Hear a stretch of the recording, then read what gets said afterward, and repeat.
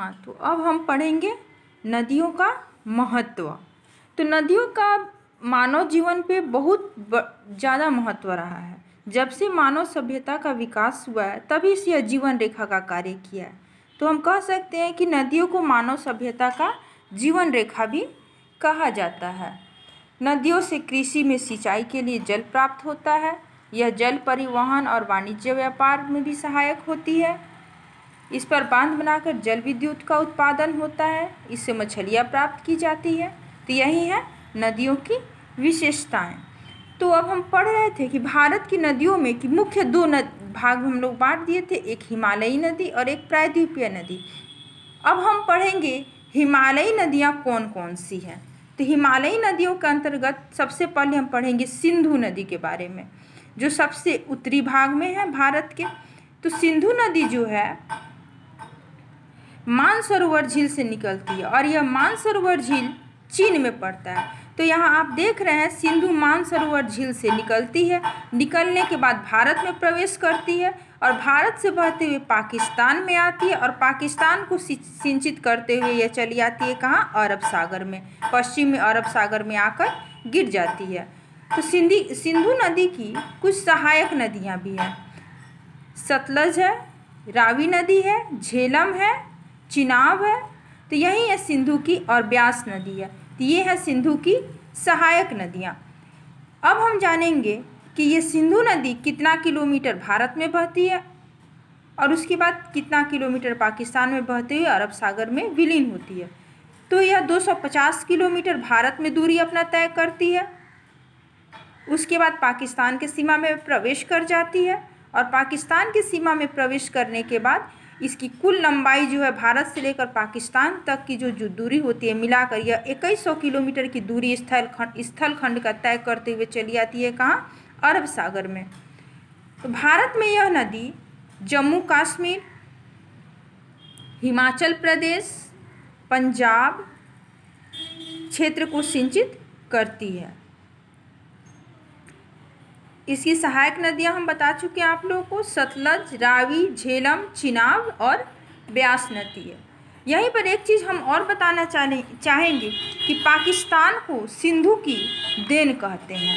पाकिस्तान को सिंधु की देन कहते हैं। पाकिस्तान को सिंधु की देन क्यों कहा जाता है, इसके बारे में हम आपको बताना चाहेंगे।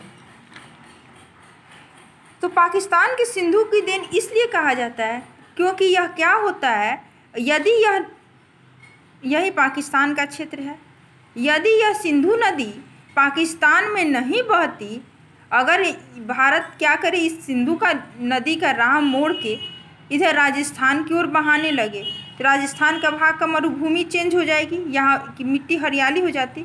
लेकिन यह सिंधु में जाती है पानी, तो यह पानी जब सिंधु में जाती है और पाकिस्तान का अधिकांश भाग पठारी है, लेकिन यही सिंधु नदी जब बहते हुए पाकिस्तान में जाती है तो यहाँ के भाग को नमी प्रदान करती है और नमी प्रदान करने के कारण यह क्या हो जाता है, यह क्षेत्र उपजाऊ हो जाता है और इस क्षेत्र में पाकिस्तान की सबसे ज़्यादा कृषि होती है और खाद्यान्न उपलब्ध हो पाता है। यही कारण है कि पाकिस्तान को सिंधु की देन कहते हैं। यह पाकिस्तान की सबसे लंबी नदी कहलाती है सिंधु नदी। यदि थोड़ी देर के लिए सोच ले कि यह सिंधु नदी नहीं होती तो पाकिस्तान का क्या होता, तो यदि यह सिंधु नदी नहीं होती तो पाकिस्तान के इस क्षेत्र का वही हाल होता जो हमारे यहाँ राजस्थान का है। यह या तो मरुभूमि होती या तो पठारी क्षेत्र होता, कंकड़ीली होता। तो यहाँ पर मानव जीवन जीना भी असंभव सा होता। इसलिए पाकिस्तान को सिंधु की देन पाकिस्तान को सिंधु की देन कहा जाता है। अब हम जानेंगे, तो यह हो गया भारत का एक हिमालयी नदी सिंधु नदी। अब हम जानेंगे गंगा नदी के बारे में। तो गंगा नदी आप सभी इसके बारे में जानते ही हैं, गंगा नदी कहाँ से बहती है। फिर एक बार मैं आपको बता देती हूँ कि गंगा का उद्गम जो है गंगोत्री के हिमानी से होता है। तो यही है गंगोत्री का हिमानी क्षेत्र यही है और यहीं से होते हुए यह क्या होती है, बहती है। तो इसका जो मुख्य नदी क्षेत्र है यह कहलाता है भागीरथी और देवप्रयाग में यह आकर क्या होती है, इसको अलकनंदा और भागीरथी आपस में मिल जाती है, तब इसको गंगा के नाम से, जब यह निकलती है तो उस समय यह इसका उद्गम क्षेत्र गंगोत्री कहलाता है, जो गोमुख हिमालय से निकलता है। उस समय यह भागीरथी होती है, और जब भागीरथी और अलकनंदा आपस में मिल जाती है देवप्रयाग में, तब यह किस नदी के नाम से जाना जाता है? गंगा नदी के नाम से जाना जाता है। और गंगा नदी हरिद्वार में हिमालय से उतरकर, तो यह हिमालय से उतरती है किस क्षेत्र में? इसी क्षेत्र में, हरिद्वार में। हरिद्वार कहाँ पड़ता है? उत्तराखंड में।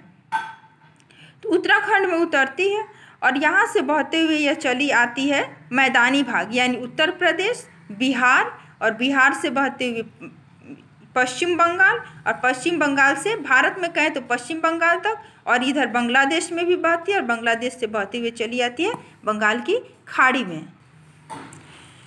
गंगा नदी जो है यह भारत में इसकी कुल लंबाई है 2025 किलोमीटर। कितना? 2025 किलोमीटर। और जब यही गंगा नदी जब प्रवेश करती है बांग्लादेश में, तो बांग्लादेश में इसी गंगा नदी को गंगा न पुकार कर इसको मेघना नदी बोला जाता है। क्या बोला जाता है इसको? मेघना नदी। और यहीं पर जब यह मिलती है यहाँ आकर बंगाल की खाड़ी में, तो यहाँ पे एक डेल्टा का निर्माण करती है, और वही डेल्टा कहलाता है सुंदरवन डेल्टा। जब यह गंगा नदी बांग्लादेश में प्रवेश करती है, तो बांग्लादेश में यह ब्रह्मपुत्र के साथ मिल जाती है, और ब्रह्मपुत्र नदी इधर से बहते हुए आती है और इधर से गंगा बहते हुए आती है। दोनों आपस में मिल जाती है और मिलकर बंगाल की खाड़ी में प्रवेश करती है, तो इसको मेघना के नाम से जाना जाता है। यह एक डेल्टा का निर्माण करती है। यह जो डेल्टाई क्षेत्र होते हैं इसको सुंदरवन डेल्टा कहते हैं, और सुंदरवन जो डेल्टा है विश्व का सबसे प्रसिद्ध डेल्टा है, और यहीं पर चंदन की सबसे ज़्यादा लकड़ियाँ पाई जाती हैं। इसकी कुछ सहायक नदियाँ भी हैं, जमुना है, घाघरा है, गंडक है, कोसी है, कमला है, बागमती नदी है। पटना का गांधी सेतु जो गंगा नदी पर बना हुआ है, भारत का सबसे लंबा पुल है। इसका निर्माण 1984 ईस्वी में हुआ था। तो यहीं पे पटना पे आके यह बहती है। आप गए भी होंगे, हाजीपुर से आगे बढ़िएगा तो आपको यह मिलेगी, नदी पर यह पुल मिलेगी आपको। 1984 में यह नदी, इस नदी पर यह पुल बना हुआ था। तो गंगा नदी तो हमारा समाप्त हुआ। अब हम पढ़ेंगे, तो हिमालय की 2 नदियाँ पढ़ लिए, सिंधु नदी, गंगा नदी। अब पढ़ेंगे ब्रह्मपुत्र नदी के बारे में। तो ब्रह्मपुत्र की उत्पत्ति भी मानसरोवर झील, यानी यहाँ से होती है। मानसरोवर झील से यह ब्रह्मपुत्र निकलती है चीन के, और चीन को सिंचित करते हुए यह प्रवेश कर जाती है भारत में। तिब्बत में इसको सांगपो कहा जाता है, यहाँ लिखा भी हुआ है सांगपो नदी। तो तिब्बत में इसको सांगपो के नाम से जाना जाता है।